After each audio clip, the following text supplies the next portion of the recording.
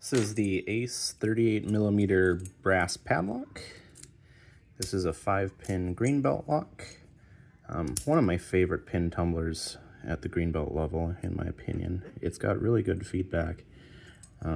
If you're struggling to learn the jiggle test, I think this lock's great for it.